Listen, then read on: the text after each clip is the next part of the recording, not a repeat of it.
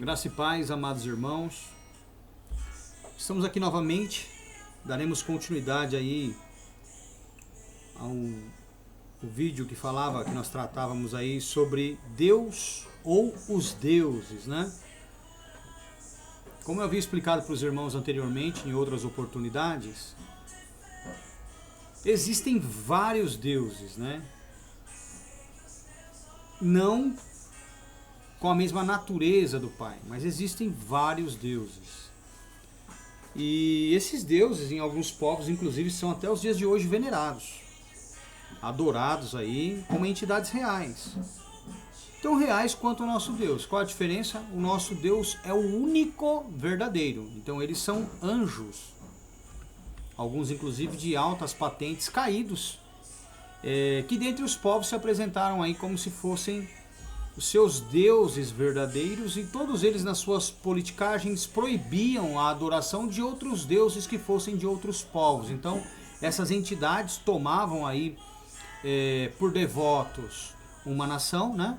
Devotas uma nação, e aquela nação, eles tinham ali os seus mandamentos, as suas leis que eram dadas para aquele povo, e aquele povo passava a venerá-los, né, como deuses. Em alguns casos, como dos gregos e dos romanos, por exemplo, os romanos tinham o hábito de acordo com cada nação que eles colonizavam, eles tomavam para si suas divindades. Em alguns casos lhes chamavam por outros nomes ou conservavam os mesmos. Por exemplo, os romanos, em questão dos deuses gregos, eles rebatizaram essas entidades com nomes que eles tinham aí em estima. E então havia um panteão, né, o mesmo panteão que comandava ali os gregos, tinham também ali os romanos que lhes eram devotos, mas os romanos também, por formar um exército aí composto de homens que veneravam deuses de todas as nações pelas quais eles passavam colonizando, eles adotavam a crença e cultos a estas outras divindades também. Tá certo? Bom, sabendo disso, um movimento, né, esse movimento, ele aconteceu em todas as nações, porque a priori, quando Deus enviou esses anjos de alta hierarquia, né, governantes das nações, né, ou príncipes, líderes das nações, todos eram de alta patente angelical. E eles começavam a apresentar-se não como enviados de Deus, mas como se eles mesmos fossem as divindades responsáveis diretamente por aquele povo. Eu vou provar isso para vocês dentro da Bíblia. Abram comigo aí as suas Bíblias, em 1 Coríntios, capítulo de número 8, versículo de número 5. Nós estamos falando aqui do apóstolo Paulo, um judeu naturalizado cidadão romano, que tinha muito conhecimento a este respeito. Paulo declara, 1 Coríntios 8:5, porque ainda que haja também alguns que se chamem, olha que interessante, que se chamem deuses, quer no céu, quer na terra. Então Paulo aqui está falando de um momento em que anjos, veja bem, do céu chamavam-se deuses. Para quem? Para as nações, obviamente. E também assim na terra, olha só, porque ainda que haja também alguns que se chamem deuses, quer no céu, quer na terra. E Paulo não nega, olha o que ele diz aí entre parênteses, como há muitos deuses e muitos senhores. Muitos deuses e muitos senhores. É bom vocês saberem disso. Vamos entender aqui, nós não temos um só Deus e um só Senhor. Quem é o nosso Deus? O Pai do Senhor Yeshua. Quem é o nosso Senhor? O Senhor Yeshua. Essas divindades também tinham seus deuses e os seus senhores, aqueles que representavam diretamente essas divindades dentre o povo. Entenderam? Então você vê que existe uma representação alegórica dessas divindades por intermédio de alguém que criava esse vínculo ou que intermediava esse tipo de relacionamento. Pegaram? E nos dias de hoje não é diferente. Existem vários profetas que representam suas divindades, né? E o Messias, ele é o profeta de Deus, o representante de Deus como filho. Como filho. Ao contrário dos demais espalhados sobre a face da terra, né, cada senhor conforme a sua divindade ou suas divindades, O Messias, ele é filho do Deus verdadeiro. Versículo de número 6. Todavia para nós quem? Os crentes. Todavia para nós há um só Deus. Quem? O Pai. De quem é tudo e para quem nós vivemos. E um só Senhor, Yeshua o Messias. Pelo qual, aqui no correto não são todas as coisas, tá? Pelo qual são todos e nós por ele. Ok? Então é bom frisar isso para que vocês compreendam. Quem foi que tirou, ou quem transformou em pagão, ou quem paganizou os demais deuses e os transformaram em mitos? Foi o cristianismo católico. Por quê? Os católicos, né, por Constantino ali, que foi o criador praticamente do fundamento do que veio a ser hoje a Igreja Católica, o que Constantino fez? Fingiu ter se convertido para exercer poder sobre os cristianos, né, ou seguidores do Messias espalhados pelo Império. Ao invés de destruí-los, como o movimento cristiano crescia muito e cada vez se juntavam mais adeptos à crença, ele então disse que teve uma experiência, uma visão, que Deus era com ele. E então ele pegou e agregou essas pessoas, todos os que foram contrários à doutrina que ele e outros ali criaram, ele eliminou, alguns ele baniu, alguns ele proibiu, e outros corruptos se juntaram a essa crença como sacerdotes. E propagaram esse cristianismo que nós conhecemos hoje, do qual a igreja protestante é herdeira e propagadora da mensagem. Por isso que é essa similaridade de crença, de fundamento da fé católica e protestante, da qual nós, que seguimos a verdade, não somos adeptos. Nós não somos adeptos. Por quê? Sabemos que a Trindade é uma farsa. Sabemos que a veneração mariana é heresia. Ok? Sabemos que o Messias encarnou 100% humano e que ele não foi concebido de cópula espiritual, miraculosa, e sim natural. Como Hebreus no capítulo 2 deixa isso muito claro. Então o fundamento da nossa crença não tem nada a ver com o movimento cristão católico, muito menos protestante.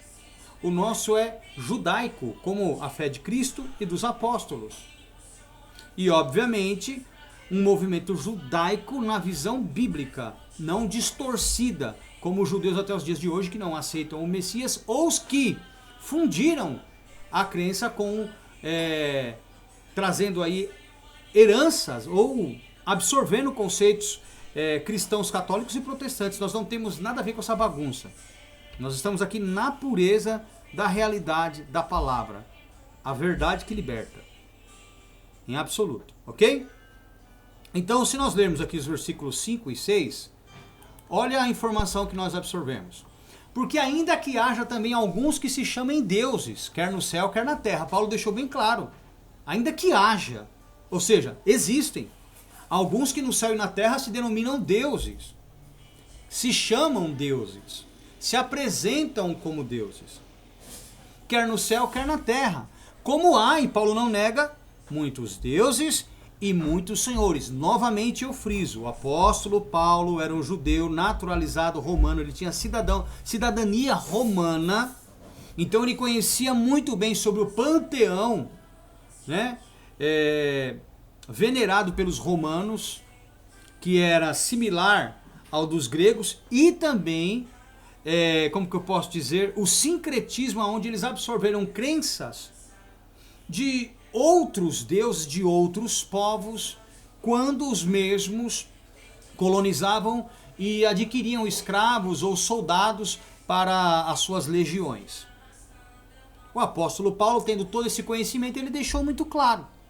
Porque ainda que haja também alguns que se chamem deuses, quer no céu, quer na terra, como há, olha só, como há muitos deuses e muitos senhores. Tá certo?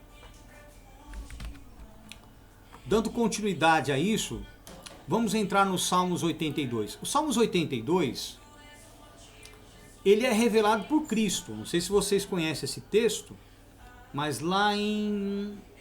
Vamos lá, Evangelho de João, antes de nós lermos os Salmos, Evangelho de João capítulo 10, a partir do versículo de número 30, que é um versículo que é muito distorcido por aqueles que não têm compreensão da palavra. Vamos lá. João 10, 30. Eu e o Pai somos um, ok? Muitos se aproveitam deste versículo para dizer que o Messias declarou que ele e o Pai eram a mesma pessoa. Só que aqui, em grego, um é em, que significa unido. E em hebraico, echad, ou seja, unido dentro desse contexto. E não, em momento algum o Messias declarou, eu e o Pai somos a mesma pessoa. Ele disse, eu e o Pai somos um, no sentido de estarmos juntos no mesmo propósito. Eu estou com ele, ele está comigo. Ok? A prova disso, nós já voltaremos aqui para João 10. Vem comigo para João, capítulo de número 17. Olha só. João 17. Leiamos aí a partir do versículo 20. Eu acho que já fica bem claro. Vamos lá.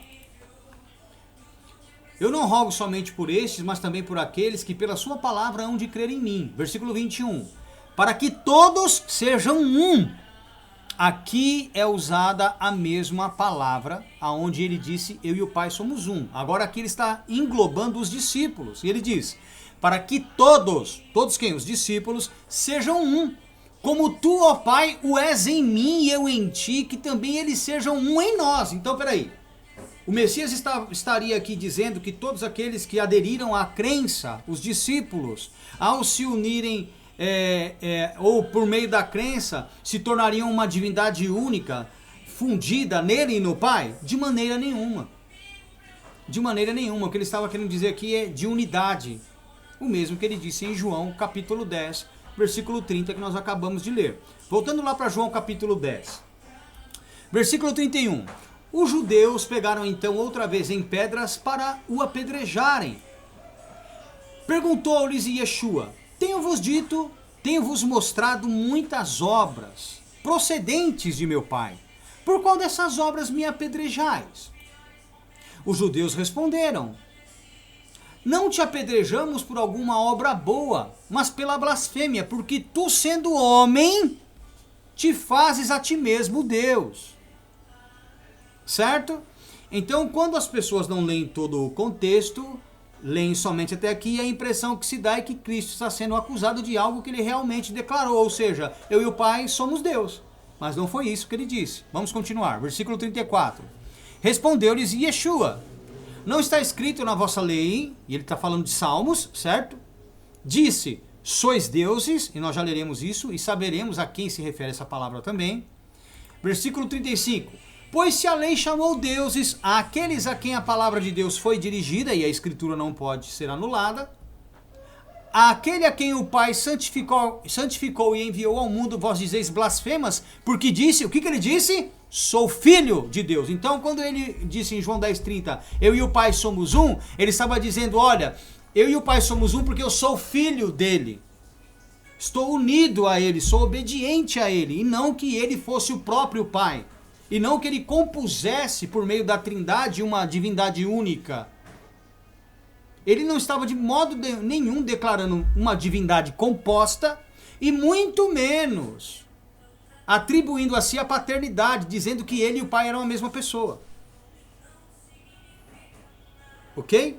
De modo nenhum. Até porque, deixa aqui, volta comigo para João 17. Só que João 17, versículo de número 3. Isso aqui é o fundamento da fé, hein? Olha só, João 17, 3. E a vida eterna é esta, que te conheçam a ti só por único Deus verdadeiro e a Yeshua, o Messias, a quem enviaste. Único.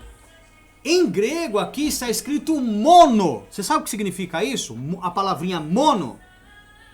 Ou seja, um Deus que não é composto por mais ninguém. Um Deus que por si só é ele só. Um Deus que não compõe divindade, que não divide divindade, que não é composto por divindade, como a doutrina da Trindade assim o afirma, dizendo que existe um único Deus composto por três, Pai, Filho e Espírito. Isso é heresia. Isso foi criado no finalzinho do 3º século, uma das doutrinas bases do que veio a se tornar a Igreja Católica por Constantino. Então, em grego, aqui nós temos o quê? Um Deus mono. Um Deus único, exclusivo, que não compõe trindade, que não compõe divindade, sendo primeira, segunda ou terceira pessoa, e muito menos é composto por divindades ou por uma trindade. Ele é único, ele é mono. Ok? Ele é mono.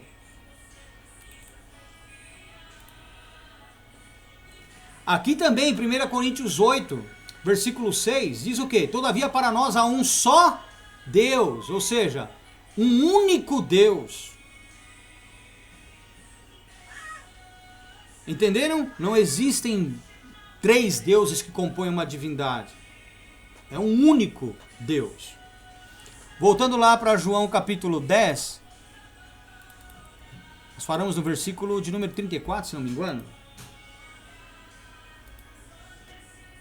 36, né? Isso mesmo. Aquele que o Pai santificou e enviou ao mundo, vós dizeis, blasfemas porque disse sou filho de Deus? Versículo de número 37.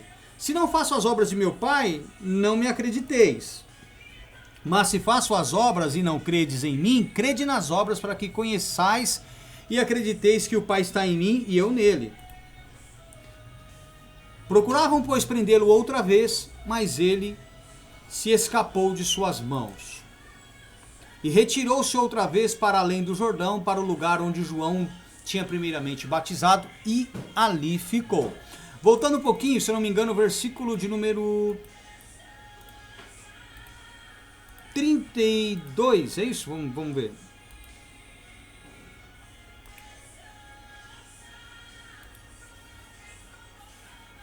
Versículo 34.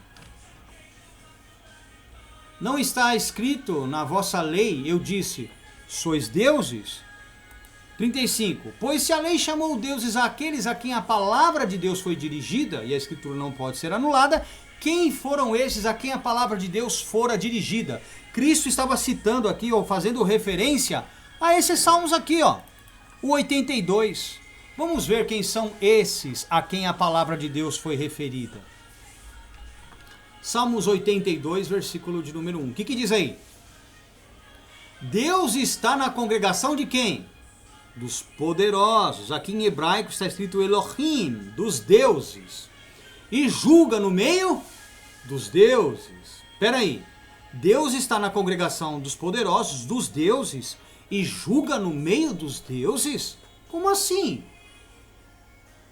Como assim?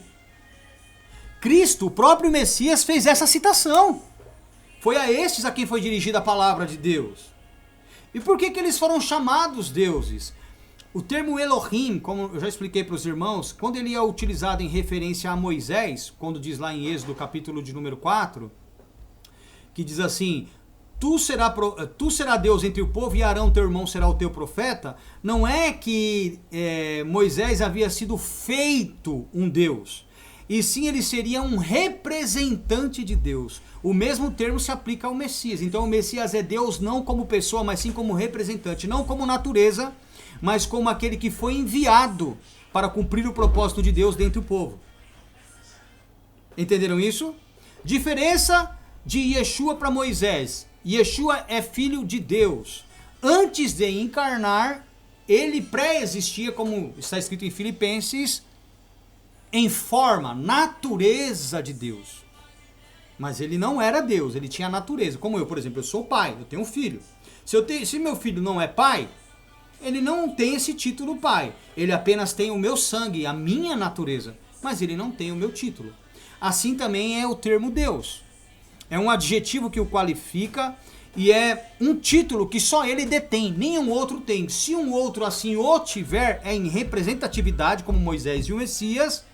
E se alguém o assume como tal, como foi o caso dos anjos, é chamado de falso Deus. tá? Em alguns casos os anjos levaram essa representatividade também, mas se apoderando dela, se utilizaram para exercer poder do povo sobre o povo como se eles fossem deuses, e causou aquela confusão que nós conhecemos na Antiga Aliança. Tem muita gente leiga que não tem acesso a isso e por isso fala uma série de bobagens. Não é à toa que o apóstolo Paulo, ele disse o quê? Quando ele fala do culto aos anjos, olha só, culto aos anjos. Quando é que alguém cultuou os anjos, meus amados? Colossenses capítulo 2, versículo de número 18. Vamos lá? Colossenses 2, 18. Se você procurar em toda a escritura, você não vai achar abertamente ninguém prestando culto diretamente aos anjos. Por quê? Por quê? Porque os anjos se apresentavam como deuses e eram tidos como deuses pelas pessoas. Então, por ignorância, não sabiam que estavam prestando o quê? Culto aos anjos. Olha só. Ninguém vos domine a seu bel prazer com pretexto de humildade e culto dos anjos, metendo-se em coisas que não viu, estando debalde, à toa, inchados na sua carnal compreensão. Então quem é carnal, quem não tem entendimento, não sabe quem é o Deus verdadeiro e presta culto aos anjos, como os crentes nos dias de hoje, que atribuem a Deus tantas obras, principalmente as malignas, que não foram feitas por ele, obviamente, como tentações, pragas, pestes, assassinatos, homicídios em massa, mas foram atribuídos a ele porque eles pensaram que era Deus, e pensam até os dias de hoje que é Deus, o Pai do Senhor Yeshua, quem fez aquela série de atrocidades lá atrás. Mas nós que temos o Espírito da Verdade e o conhecimento das Escrituras, nós sabemos quem é o Deus verdadeiro, é o pregado pelo Messias. Então, Paulo declara, ninguém vos domine a seu bel prazer, com pretexto de humildade e culto dos anjos. Mas quando os anjos eram cultuados? Quando uma pessoa venerava uma divindade, os gregos, os romanos, os indianos, os persas, os próprios judeus, porque não tinham conhecimento da verdade, certo? E prestavam culto aos anjos, como acontece nos dias de hoje. Quando você atribui a Deus um feito que não foi dele, por exemplo, quem estava no Sinai, se você pensa que aquele que estava no Sinai, no meio das trevas da escuridão, era o Pai, você está prestando culto aos anjos, atribuindo a Deus aquela manifestação. Estevão foi apedrejado por esse motivo. Vamos lá. Eu sei que vocês já leram isso, Atos, capítulo de número 7. Leiamos aí desde o versículo 30, para ficar bem claro isso. O que não der para explicar hoje, nós daremos continuidade e faremos então uma terceira parte dessa mensagem, tá? Então vamos lá. Atos 7, versículo 30. E completados 40 anos, apareceu-lhe o anjo do Senhor. Veja bem, o anjo do Senhor. Lembrando, Satanás é anjo do Senhor? É. Os anjos rebeldes são do Senhor? São. Ok? Principalmente nesse tempo aqui que Estevão está citando, onde eles ainda tinham lugar? No céu. Mas vamos lá. E completado 40 anos, apareceu-lhe o anjo do Senhor no deserto do Monte Sinai, numa chama de fogo de um sarçal. 31. Então Moisés, quando viu isto, se maravilhou da visão, e aproximando-se para observar, foi-lhe dirigida o quê? Olha onde está o erro aqui. Foi-lhe dirigida o quê? A voz do Senhor. A voz do Senhor aqui era Deus falando, ou esse a voz do Senhor é a palavra de Deus que o anjo trouxe? Obviamente a palavra de Deus que o anjo trouxe, até porque quem estava na sarça não era Deus. Não era sequer o próprio Messias, era o quê? Um anjo. Beleza? O qual apareceu a Moisés como se fosse Deus. Mas vamos lá, vamos dar continuidade. Versículo 32. Dizendo, o que ele disse? Eu sou o Deus de teus pais, o Deus de Abraão e o Deus de Jacó. Lembrando, ele estava trazendo o quê? A palavra de Deus. E Moisés, todo trêmulo, não ousava olhar. E disse-lhe o Senhor, por intermédio do anjo, por meio das palavras, tira as sandálias dos pés, porque o lugar em que está é terra santa. Tenho visto atentamente a aflição do meu povo que está no Egito, ouvi os seus gemidos, e o que diz aí? descia livrá-los. Presta bem atenção, Deus desceu? Não, Deus enviou o anjo para que pudesse auxiliar Moisés neste livramento. Porque Deus, ele é onipresente, querido. Então não há necessidade de Deus se deslocar para falar, ou para ter um relacionamento, ou para fazer qualquer coisa. Ele é onipresente. Certo? Agora, pois, vem e enviar-te-ei ao Egito. 35.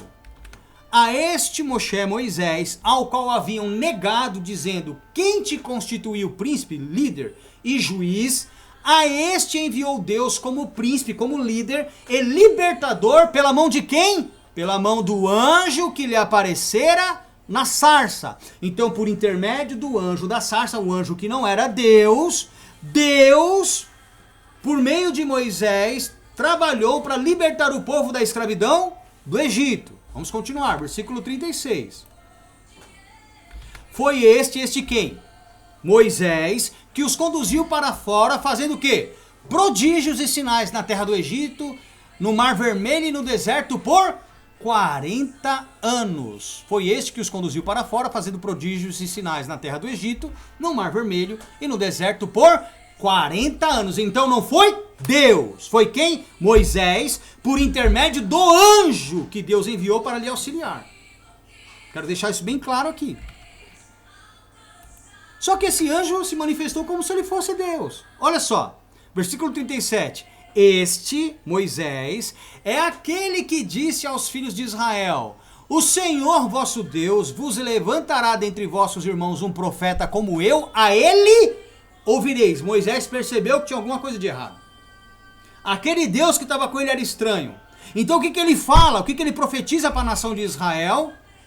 O Senhor vosso Deus, não esse aqui, mas o Senhor vosso Deus vos levantará dentre vossos irmãos um profeta como eu, a ele ouvireis. Não é para me ouvir, não é para ouvir esse aqui, é para ouvir ele. Quando Deus o levantar, de quem ele falava? Que seria semelhante a ele? O Messias, obviamente. 38. Este Moisés é o que esteve entre a congregação no deserto, com quem, irmãos?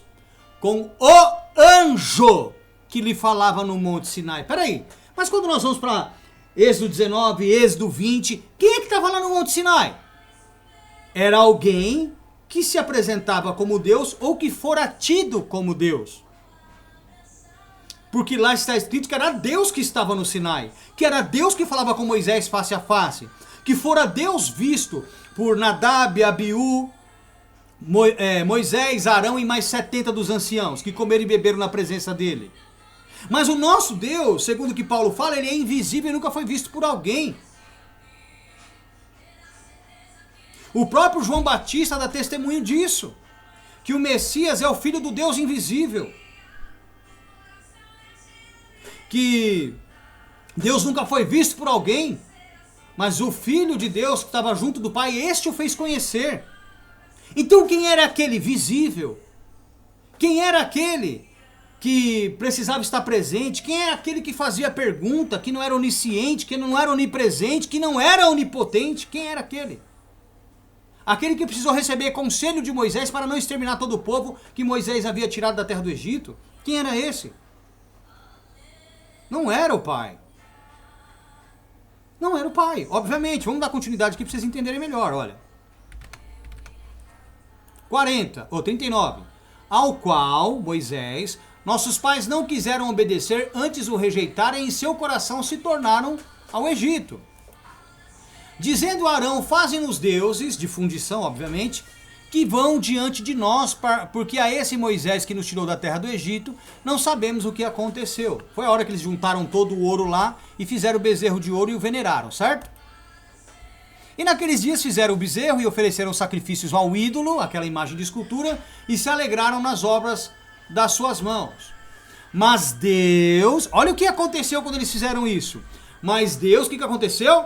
Se afastou e os abandonou, ou os entregou a que servissem a quem?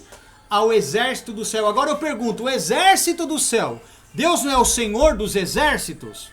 Então o exército do céu é composto pelo quê? Por anjos.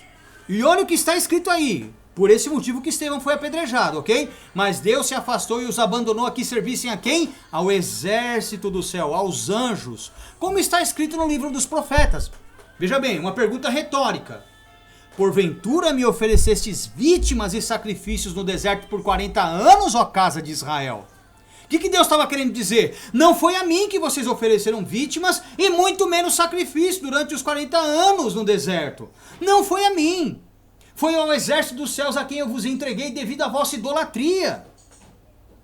Aqueles que estavam no Sinai, no meio das trevas, da escuridão, jogando praga, peste, matando todo mundo. Que os crentes hoje atribuem aqueles feitos ao Deus verdadeiro, ao Pai do Senhor. Um Deus que o próprio Senhor declara em Mateus capítulo 11, versículo de número 27, onde ele diz: Pai, todas as minhas coisas são tuas e todas as tuas coisas são minhas, e ninguém conhece o Filho senão o Pai, e ninguém em absoluto conhece o Pai senão o Filho e aquele a quem o Filho o quiser revelar. O que isso significa? Que se o Messias não tivesse sido enviado por Deus, ninguém de maneira alguma saberia quem é o Deus verdadeiro. Porque Ele é a imagem do Deus verdadeiro. Ele nos mostrou, nos revelou o Deus verdadeiro, o nome verdadeiro de Deus, os feitos de Deus, o amor de Deus, a misericórdia, o poder, a compaixão, a benevolência, a graça de Deus. Ele, ninguém mais. Todos que vieram antes eram ladrões, ele disse, e salteadores. Só que o povo não compreende isso. Olha o 43. Antes, o que o povo fez? Tomaste o tabernáculo de Moloque. Agora eu pergunto para vocês, que tabernáculo é esse? Porque na antiga aliança diz respeito somente a um tabernáculo que Moisés recebeu de alguém uma visão no Monte Sinai, e assim o fez, como narra em Hebreus, e também lá na antiga aliança, certo? O único tabernáculo que o povo levou foi aquele. Só que aqui, Estevão, cheio do Espírito Santo, disse que aquele tabernáculo não pertencia a Deus, mas sim a Moloque, a entidade que pedia sacrifícios de crianças e de animais. Olha que interessante, na terra de Canaã, onde por coincidência, alguém dizendo-se Deus tentou Abraão, como narra Gênesis 22, pedindo-lhe seu filho em sacrifício de holocausto. Olha só a semelhança. Lembra que eu falei para vocês que a palavra Malak, que significa anjo, e a palavra Moloch, que é uma entidade, há uma similaridade? Uma pessoa que não tem conhecimento, essa palavra, pelo fato da língua hebraica ela ser totalmente consonantal, onde a vocalização surge apenas na pronúncia, de acordo com o contexto bíblico, você consegue ali colocar ali a vocalização exata que dá para você ter revelação do que está escrito, né? Lembra que eu falei para vocês? Moloch se escreve Men Lamed Kof, que seria M-L-K. Malak, que significa anjo, também se escreve M-L-K, Men Lamed Kof. Então a vocalização para distinguir entre Moloch e Malak, existe uma, como que eu posso dizer?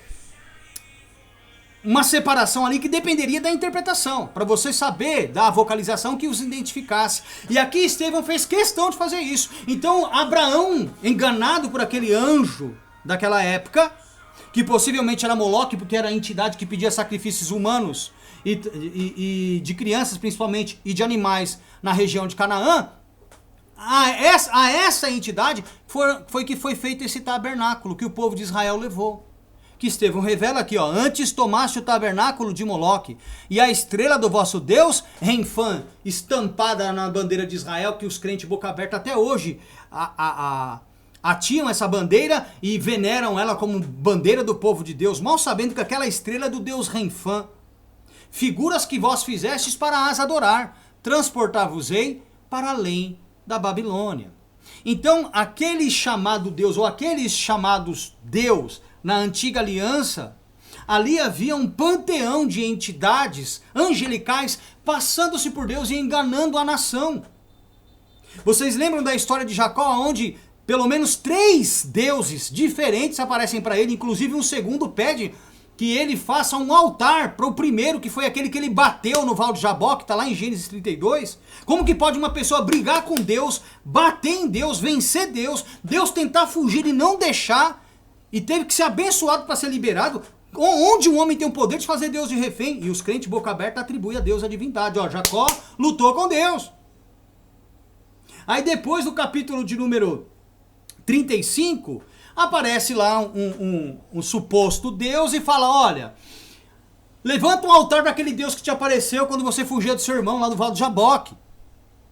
Peraí, um Deus pedindo para levantar um altar para outro Deus. Aí de repente aparece quem? O Messias. Mas eles chamam de Deus também, mas ali era o Messias. Já vem com a onisciência. Diferente daquele anjo de Gênesis 32 que perguntou a Jacó seu nome, o outro quando aparece fala, tu és Jacó, não te chamarás mais Jacó, mas Israel. Veja bem, porque houve a necessidade de duas vezes, uma do Deus que apanhou de Jacó, que foi derrotado por ele, e outra do Messias, dar novamente o nome de Israel para Jacó. Por quê? Israel significa né? Israel, aquele que brigou contra Deus, que lutou contra. Já quando o Messias se manifesta ali como Deus, né? Como representante de Deus, e muda o nome de Jacó para Israel, o sentido de luta contra passou a lutar com, ou seja, a favor, junto com Deus. Olha a diferença. Só que os crentes não entendem isso. E por quê? Porque lhes falta o conhecimento da verdade, que só pode receber aquele que tem o Espírito Santo da verdade. Certo? Enquanto o indivíduo tem o espírito da operação do erro, ele compreende tudo errado. Vamos lá. Voltando agora, Salmos 82, que foi o citado pelo Messias, como nós lemos a priori, em João capítulo 10, a partir do versículo 30, certo? Então, Salmos 82, 1, quando ele diz no versículo de João 17, 36, que a eles foi dirigida a palavra de Deus. Quem são esses? Vamos lá. Salmos 82, 1. Deus está na congregação dos poderosos ou dos deuses. Julga no meio dos deuses. Quem são esses chamados deuses? Anjos de altíssima patente enviados por Deus dentre as nações para que por meio deles o governo de Deus fosse estabelecido. Os mesmos, né, chamados de principados e potestades, se rebelaram contra o Criador e assumiram dentre as nações a posição de deuses e por eles foram venerados. Que é a afirmação que Paulo dá lá em 1 Coríntios capítulo de número 8, 5 e 6. Que existem muitos deuses, né? Muitos que se chamam deuses quer no céu, quer na terra, como há muitos deuses e muitos senhores. Todavia, para nós, os discípulos, há um só Deus, o Pai. E um só Senhor, o Messias. Mas eles tiveram e têm até os dias de hoje seus deuses e seus senhores, os seus representantes. Ok?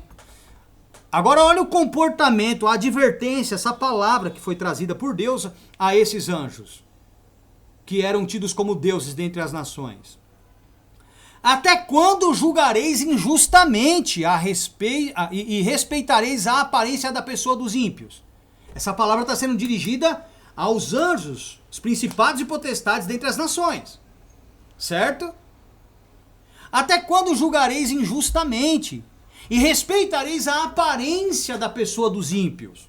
É uma pergunta. Até quando vocês que são tidos como deuses, vocês que foram enviados por mim para serem representantes dentre as nações, até quando vocês vão julgar injustamente e respeitar a aparência do ímpio? 3. Olha o que ele pede. Defendei o pobre e o órfão. Fazei justiça ao aflito e necessitado. Eles não estavam fazendo isso. Livrai o pobre e o necessitado. Tirai-os das mãos dos ímpios. Estes anjos não estavam fazendo isso. Esses principados, essas potestades não estavam fazendo isso. Estavam sendo desobedientes a Deus. Eles não sabem nem entendem, andam em trevas, todos os fundamentos da terra vacilam. Eu disse, vós sois deuses, Elohim, no sentido de representantes de Deus, como Moisés e como Messias. Lembra dessa explicação? E vós outros sois todos filhos do Altíssimo. Então veja bem, aqui ele está tratando de posicionamento, de hierarquias. Aqueles que eram representantes de Deus, né, vamos dizer assim, os principados, né, os anjos querubins, e aqueles que eram tidos como filhos de Deus, que eram anjos de hierarquia inferior, mas representavam uma potestade que quando apareciam para os homens olhavam, viam sua força, sua aparência, sua capacidade e atribuíam a eles o título do quê? De filhos de Deus. Vamos ver isso? Vamos lá. Nós já vamos voltar para Salmos 82, 6. Vem comigo para Jó, capítulo 1, versículo 6. Jó 1, 6. Olha só. E vindo um dia em que os filhos de Deus vieram apresentar-se perante o Senhor, veio também Satanás entre eles. Aqui os filhos de Deus, em hebraico tem um termo que é Binai Elohim. Esse termo Binai Elohim, ele é atribuído somente a anjos e não a pessoas, ok? Então, vou provar para vocês, quando nós mudamos aqui de tradução e colocamos a NVI, por exemplo, olha só o que diz aí, na NVI. E vindo um dia que os anjos, por quê? O tradutor, neste caso da NVI, ele acertou. Ele usou de maneira correta a tradução de Binai Elohim em referência a anjos, porque esse termo ele era aplicado na Antiga Aliança somente em referência aos anjos, certo? Mas não era qualquer um, era um de alta patente, potestade, certo? Certo dia os anjos vieram apresentar-se ao Senhor e Satanás também veio com eles. Vou manter aqui na versão NVI, vamos para Jó agora, capítulo 2, versículo de número 1, que se repete, olha só. Jó 2, versículo 1. Num outro dia, certo? Os anjos vieram apresentar-se ao Senhor e Satanás também veio com eles para apresentar-se ao Senhor. Duas coisas. Aqui nós entendemos que os filhos de Deus, como traz a versão revista e corrigida, na realidade, como corrige a NVI nesse caso, são os anjos. Primeira coisa. Segundo, Satanás não havia sido expulso do céu, porque ele vinha apresentar-se perante o Senhor, porque ele também era o quê? Anjo do Senhor. Ele não tinha sido expulso ainda. Não havia acontecido ainda a batalha no céu que se deu, que culminou ali, né? Começou bem antes, mas culminou ali na cruz, onde o Messias na cruz dá autoridade a Miguel e os seus anjos, como diz lá em Apocalipse 14, aí há aquela batalha a partir do versículo 7 e Satanás e seus anjos são expulsos para a terra, certo? Então ele tinha ainda o seu lugar no céu. Ele ainda tinha, não só ele como os seus anjos. Então quando os anjos vieram diante de Deus, apresentar-se perante ele, ele estava lá no meio. Isso aqui é para vocês entenderem o que são os filhos de Deus citados aqui no Salmos 82, versículo 6, certo? Então voltando para Salmos 82, versículo 6... Eu disse, vocês, deixa eu colocar na revista corrigida de novo, aqui, pronto. Eu disse, vós sois deuses, vós outros sois filhos do Altíssimo. Vocês entenderam que agora se referia a anjos, como nós vimos lá em Jó 1,6 e Jó 2,1, beleza? 7. Todavia, olha o que vai acontecer com esses anjos. Como homens morrereis e caireis. Isso aqui é uma profecia. Como qualquer dos príncipes, como qualquer outro anjo que eu expulsei, que eu prendi, que eu tirei daqui por causa da conduta. Então vamos lá. Levanta-te, ó Deus, julga a terra, pois a ti pertencem todas as nações. Muitas pessoas não têm a menor ideia disso que nós estamos lendo aqui. Ok? Quando Paulo fala que a nossa luta não é contra carne e sangue, ou seja, a nossa natureza e aqueles de quem nós descendemos, né? Carne, natureza, sangue, aqueles de quem nós viemos do sangue, da linhagem. Quando Paulo diz isso, ele fala, olha, mas sim contra principados e potestades. Paulo estava dizendo que nós estamos combatendo hierarquias angelicais caídas, que exerciam e exercem governo dentre as nações, que são territoriais. Ele está falando de batalha espiritual. O que muitos não entendem. Certo? O que muitos não entendem. Vamos lá. Então existem muitos deuses e muitos senhores, todavia para nós um verdadeiro. Nós temos aqueles que se dizem que foram enviados por Deus para uma missão e se rebelaram e assumiram a posição como se eles fossem, certo? E nós temos o verdadeiro, o Pai, que está acima de todos eles. Como nós lemos aqui mesmo no Salmos 82, versículo 1, Deus está na congregação dos poderosos, dos deuses. Julga no meio dos deuses, ele julga. Por que ele julga os deuses, né? Os outros anjos que lideram as nações e que encabeçam as nações e que são tidos por essas nações como se fossem divindades? Por que ele julga? Porque ele é perfeito, ele é santo, ele é incorruptível, diferente deles, que se corromperam e enganaram todo o povo, tomando para si uma glória que só era devida a Deus. Salmos 95, 1. Vinde, cantemos ao Senhor, cantemos com júbilo a rocha da nossa salvação. Apresentemo-nos ante a sua face com louvores e celebremo-lo com salmos. Porque o Senhor é Deus grande e Rei grande acima de todos os deuses. Olha que tremendo isso. Acima de todos os deuses. Deuteronômio 6,14. Não seguireis outros deuses, os deuses dos povos que houver à vossa roda, ou à roda de vós, ao vosso entorno. Qual é um dos mandamentos? Êxodo 20, versículo 3. Não terás outros deuses além de mim. Então, porque haviam deuses. Josué 22, 22. O Deus dos deuses, o Senhor dos deuses. O Senhor, Ele o sabe, e Israel mesmo o saberá, se foi em rebeldia ou por transgressão contra o Senhor. Hoje não nos preserveis. Então ele deixa, em todo tempo a Escritura deixa claro que Deus está acima de todos os deuses. Ele é o Deus dos anjos. Ele é o Deus dos deuses, dos principados e potestades. Ainda que rebeldes e insolentes, ainda que se levantaram contra ele, dentre as nações tomaram sua glória e se apresentam como divindades, como se eles fossem Deus, todavia, ele está acima deles. Deuteronômio 10, 17. Pois o Senhor vosso Deus é o Deus dos deuses e o Senhor dos senhores, o Deus grande, poderoso e terrível, que não faz acepção de pessoas, nem aceita recompensa, subornos. 1 Crônica 5, 25.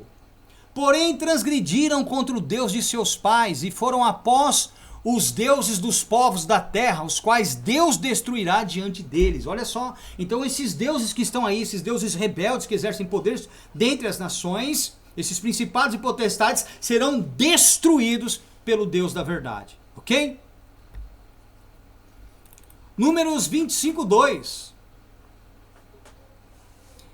Estas mulheres convidaram o povo aos sacrifícios dos seus deuses, e o povo comeu e inclinou-se aos seus deuses, ou seja, se corromperam. Juízes 10, 6. Então tornaram os filhos de Israel a fazer o que parecia mal aos olhos do Senhor, e serviram aos Baalins, as divindades, e a Astarote, a rainha dos céus, e aos deuses da Síria, aos deuses de Sidom, aos deuses de Moabe, aos deuses dos filhos de Amon, e aos deuses dos filisteus, e deixaram o Senhor e não o serviram. Então olha só aqui na região ali de Canaã, a região ali dos árabes, vejam quantas divindades existiam distintas, todas no plural.